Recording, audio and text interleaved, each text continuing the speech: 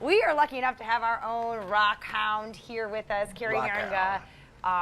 She's, tech expert and rock hound, and she continually finds Petoskey stones on our property here at the Heritage House. How many have you found at this point? Found about a dozen, and I started finding them about a month or two ago. So yeah, she's got the eye for it. And then they're so much harder to spot, obviously, when they're not wet or, so maybe the rain's even going to be helpful. I mean, if it does rain. Right, yeah. When they are wet, they are a lot easier to spot. A lot easier to spot. Yeah. But you now have taken to yourself to polish these stones by hand. Yes. It is not easy. It's easy. It just takes a long time.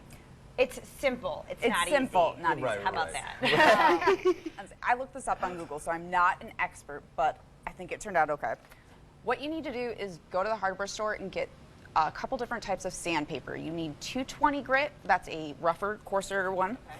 You need 400 and 600. I couldn't find 600, so I improvised and used 800, and it seemed to go okay. But all you do is start getting it wet, dry it off, and just rub in circular motions with the 220 grit and get out all of the scratches and any other little nicks in there. Once you do that, you rinse it off, take a look. As long as there aren't any scratches, you move on to the next grit. So you go to the 400 and start rubbing and rubbing and rubbing and rubbing and getting out all of the scratches from the coarser 220 paper left behind. And then follow it up with the 600, always keeping it wet. Wash it off, dry it, take a look to make sure they're all out. Wash it, then dry it, then sand it. Yeah. And I think every time you're doing, consistently. You want the stone to be damp when you're actually doing the rubbing. Okay. But I mean, it doesn't have to be soaking wet. And you made a good point when we were first talking about this a few days ago. You noted that you should not use a rock polisher on these.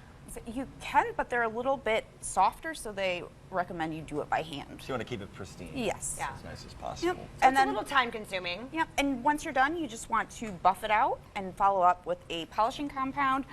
They say that one's for cars, like that you would use to shine your car, will work well. I just bought one that said Stone Polisher at Home Depot, and it worked all right. But yeah. Yeah. It's pretty fun, but it does take a long time. That camera right there. There you go. Oh, there we are. Yeah. All right. So you have done that all by yourself. That is amazing. But it took hours. If you're going to do this, plan an entire day. Okay. All right. Well, we saw the time lapse. And I've got all the directions are on our website, 910news.com. Perfect. Thank you, Rock Hound. Thank you, Rock Hound. Appreciate it.